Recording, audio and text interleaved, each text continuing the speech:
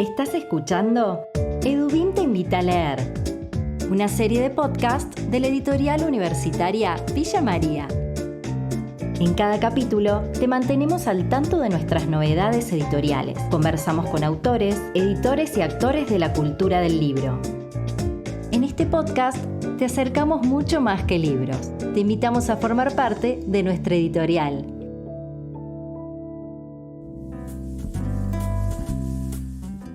Sean bienvenidos y bienvenidas a otro episodio de Edubim te invita a leer. Estamos transitando la quinta temporada de este espacio sonoro, donde los invitamos a ustedes, lectores y lectoras, a conocer un poco más de nuestras publicaciones.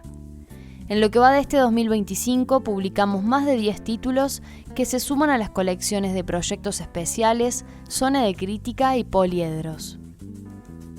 En cada episodio conversamos con autores y autoras de Edubim para profundizar sobre sus textos.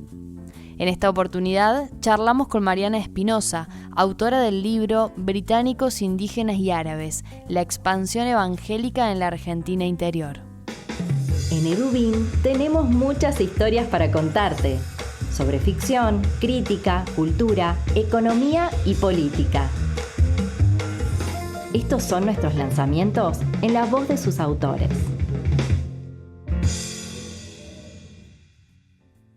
Mariana Espinosa es licenciada en Sociología y doctora en Antropología por la Universidad de Buenos Aires y lleva a cabo un estudio antropológico que aborda la llegada y la expansión en la Argentina del movimiento evangélico también conocido como Christian Brethren, que tiene su origen en Inglaterra y en las colonias del Reino Unido en el siglo XIX. Bienvenida Mariana, Edubim te invita a leer. ¿Cómo estás? Bien, muchas gracias Camila por la invitación, un gran placer. Bueno, Británicos, Indígenas y Árabes, la expansión evangélica en la Argentina interior, es uno de nuestros más recientes lanzamientos en Edubim. Y quiero preguntarte, ¿de qué se trata el libro? Bueno, como mencionaste, el libro trata de lo que yo llamo la primera gran expansión evangélica en la Argentina, en el interior de la Argentina, mejor dicho. Este movimiento que mencionaste, conocido como Christian Brethren y conocido en la Argentina en el siglo XX y en Hispanoamérica como Hermanos Libres, llegó a fines del siglo XIX a la Argentina, al Río de la Plata, y de allí se expandió, hizo una primera gran expansión hacia el centro y noroeste de la Argentina.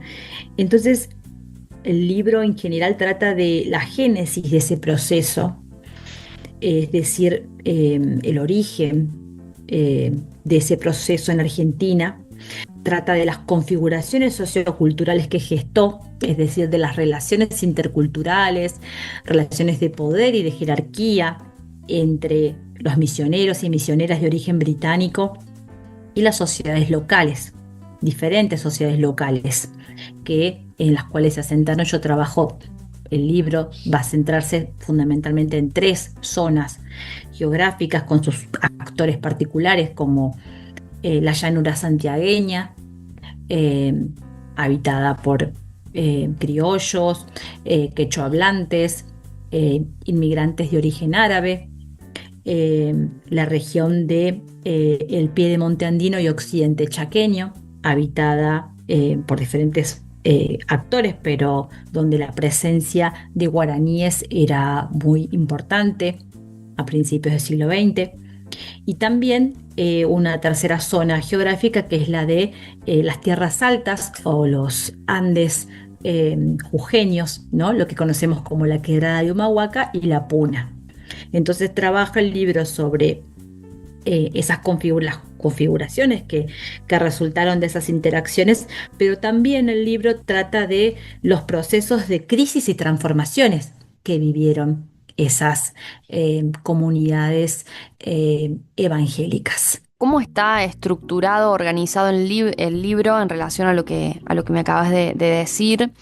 Y agregar también la pregunta sobre la organización y la expansión de este movimiento evangélico y cuáles fueron las condiciones que abonaron a esa expansión. El libro, como acabo de mencionar, se organiza en 3 partes. Está compuesto por 10 capítulos, sumado a una introducción analítica y una conclusión que intenta dar un debate respecto a la manera en que pensar la diversidad y el pasado evangélico puede aportar y ayuda a problematizar, ¿no? Un tema que está tan en boga, pero que a veces conocemos poco o lo problematizamos desde los centros de poder o desde los lugares o los centros metropolitanos. Entonces, de eso también es un punto importante al que trata de aportar el libro. Entonces estos capítulos se organizan en 3 partes. La primera parte problematiza esto que tiene que ver con esta otra pregunta que hiciste, ¿no? Sobre cómo llega el movimiento a la Argentina y cuáles son los resortes que permiten su arraigo, ¿no? Y la receptividad y la relativa receptividad que tuvo en el país. Eh, entonces, el movimiento, digamos, la primera parte del libro trabaja en general sobre la Argentina en general, ¿no? Incluyendo Buenos Aires, centro del país y el noroeste argentino principalmente. Y bueno, lo interesante de este movimiento. ¿Y por qué hablamos de movimiento justamente? Es que no es una iglesia al estilo con una estructura eclesial típicamente organizada, ¿no?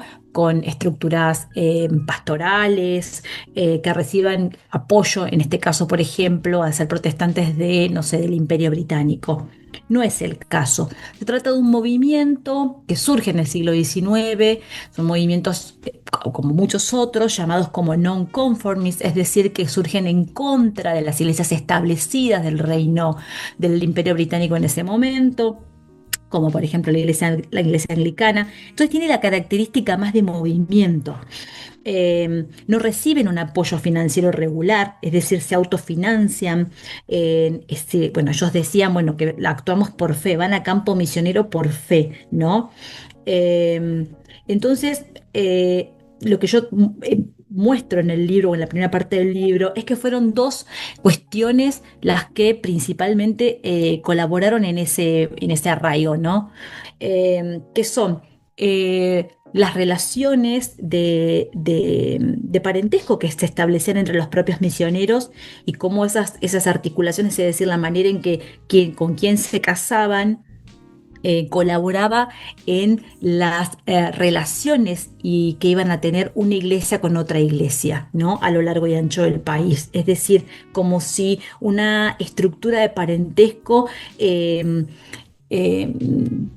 subterránea, no tan subterránea, estuviera estructurando una red de iglesias a lo largo y ancho del país. Entonces hay un capítulo que trabaja mucho esta cuestión de cómo se casaban, del rol de las mujeres, de los varones, la importancia del matrimonio, de la familia, la importancia de la familia británica especialmente como un ethos y como un principio moral al cual perseguían estas comunidades y que estos misioneros británicos iban infundiendo ese valor dentro de esas comunidades locales y que esos valores tenían, bueno, receptividad diversa. Otra cuestión importante que ayudó a la estructuración y a la expansión del movimiento evangélico o de este movimiento evangélico británico en la Argentina fue la cultura escrita.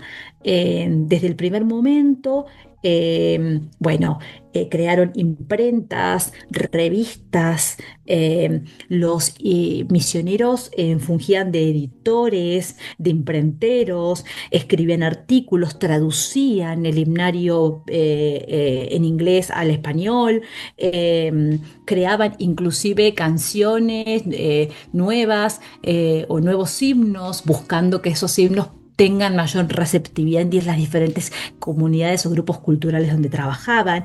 Entonces, son como varios los aspectos que fueron como varios las dimensiones del proceso de misionalización que ellos llevaron adelante y que favorecieron ese arraigo, pero también que fue un momento de una Argentina liberal, una Argentina que que observaba, inclusive en los lugares más recónditos de la Argentina, donde predominaba un catolicismo fuerte, ¿no? Con 3 siglos de colonización, de conquista, colonización, de tipo de contrarreforma, como fue el noroeste argentino, ¿no? Hablamos de Córdoba, Santiago del Estero, Salta, Jujuy.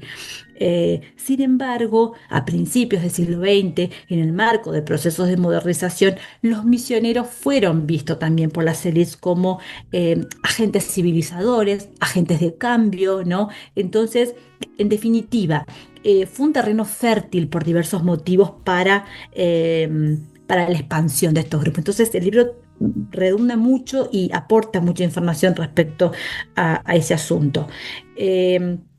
Y la segunda parte del libro es una parte donde nos centramos en estas áreas culturales que señalé y en las interacciones que tienen los misioneros con estos actores locales, ¿no? Entonces tenemos 2 capítulos que hablan de las interacciones de los misioneros británicos con criollos y quechua hablantes santiagueños, ¿no? Y lo que derivaba de esas interacciones, también la relación de los ingleses con los árabes y los criollos en los centros urbanos de Santiago del Estero. Tenemos capítulos que hablan sobre algo muy particular, que fue una misión al interior de un ingenio azucarero, el ingenio azucarero de los hermanos Leach, en el Pedemonte andino.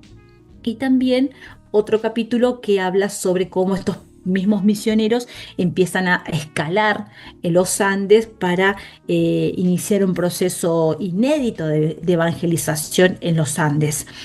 Entonces, lo interesante, lo que aúna a todos estos capítulos y a todas estas zonas geográficas diferentes y estos actores culturales disímiles, es que esto sucede en un momento en que todas estas áreas, la llanura santiagueña, el pedemonte andino y occidente chaqueño y los Andes, empiezan a ser transformadas en lo que en lo que se llamó enclaves económicos, es decir, el capitalismo empieza a ingresar en estas zonas y a transformarlas, ¿no? A transformar, en el caso de Santiago del Estero, el obraje como transformador de las economías locales, en la plantación de caña y la modernización de los ingenios azucareros en esa zona, porque los ingenios estaban desde el periodo colonial, pero empezaron una transformación acelerada, y también el paso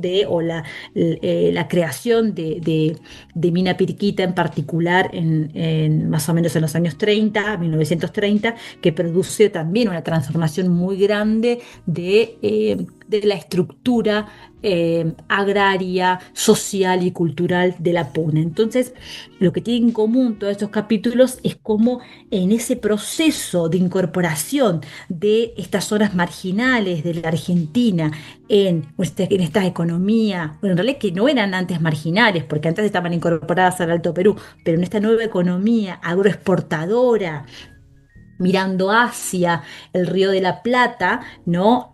Todas estas economías empiezan a ser marginales y se incorporan desde esa marginalidad, se incorporan desde una economía de enclave, y en esa instancia, en ese momento de transformación, de modernización, es que aparecen estos misioneros interactuando con estas comunidades, con estos grupos locales diversos, bueno, con esta propuesta del evangelio, de la salvación, y que, bueno, el libro muestra justamente que se dan una serie de condiciones para una receptividad positiva por parte de muchos grupos, justamente por estas transformaciones que estaban viviendo, ¿no?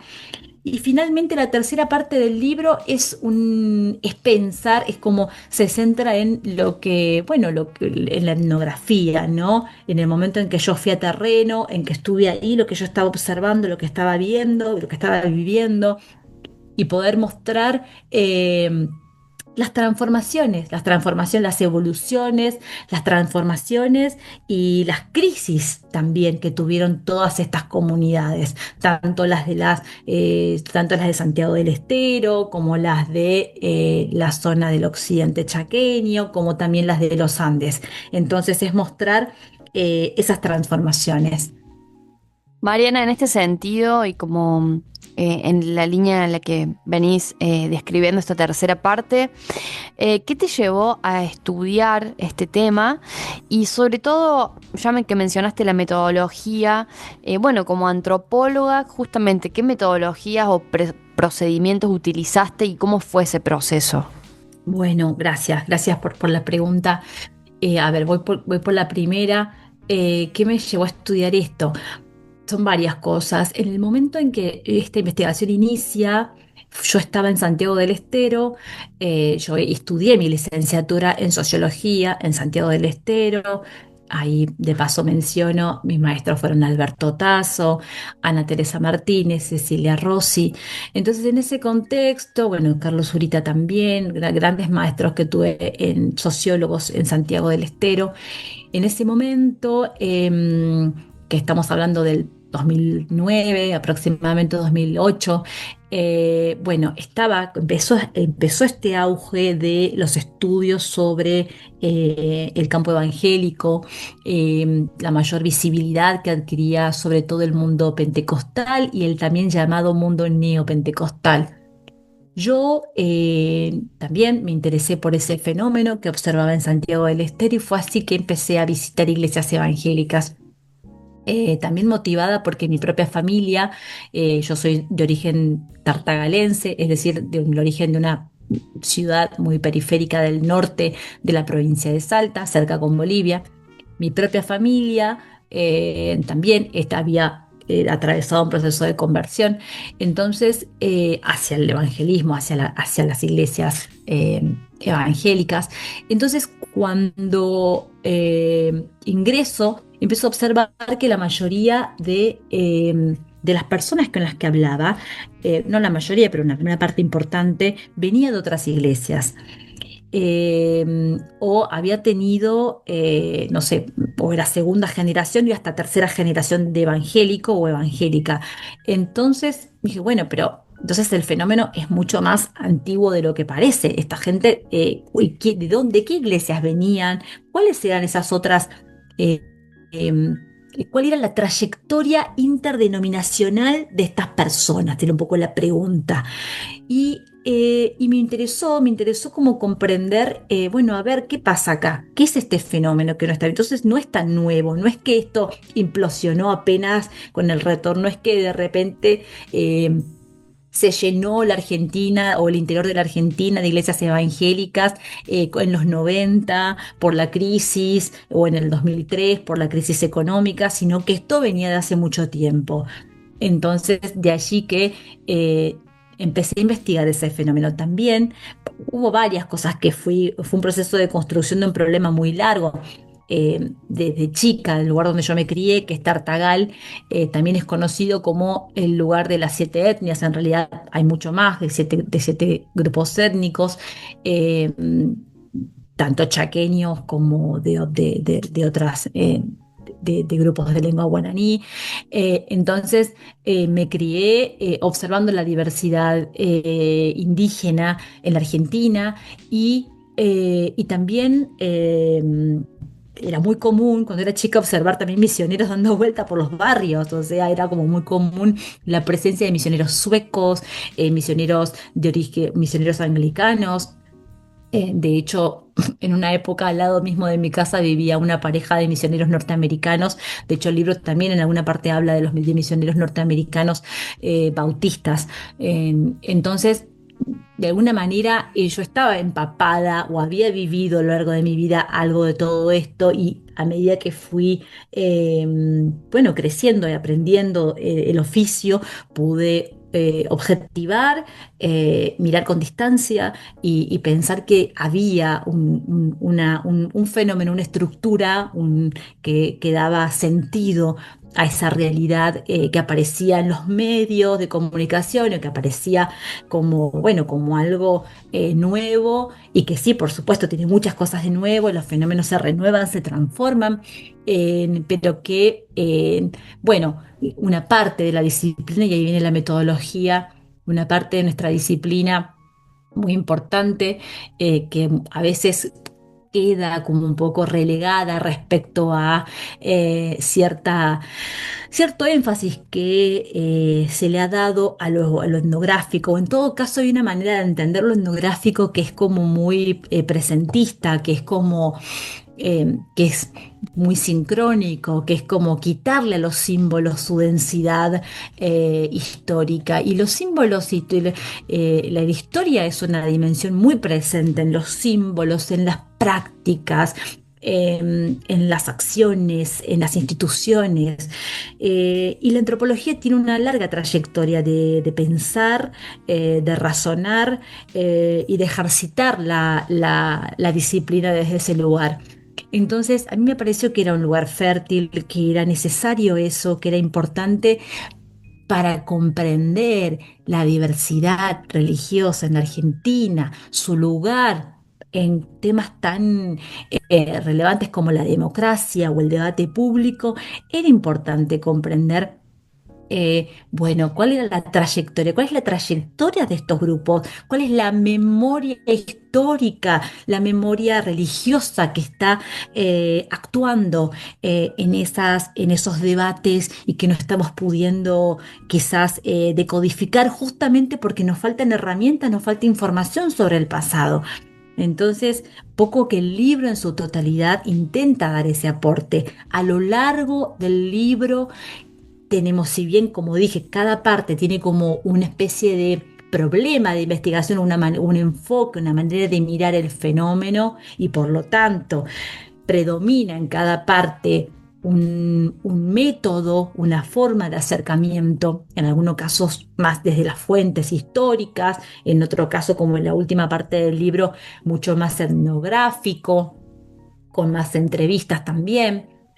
Eh, Hay un juego a lo largo del libro que es un poco el de mirar en el de mirar en el presente las capas históricas, pero también en el de mirar el pasado desde, sin perder de vista los problemas del presente. Entonces hay un ir y venir, hay un juego constante, ¿no?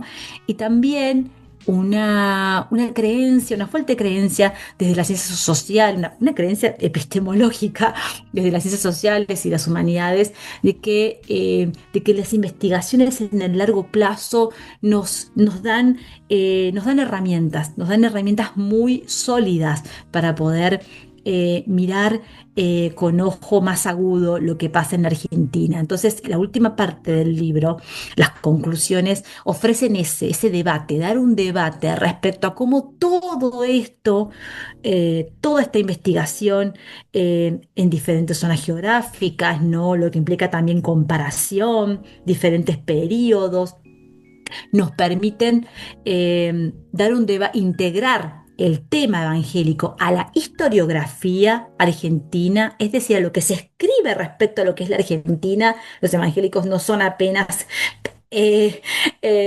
extranjeros, son parte de la argentinidad, ¿cómo decirlo?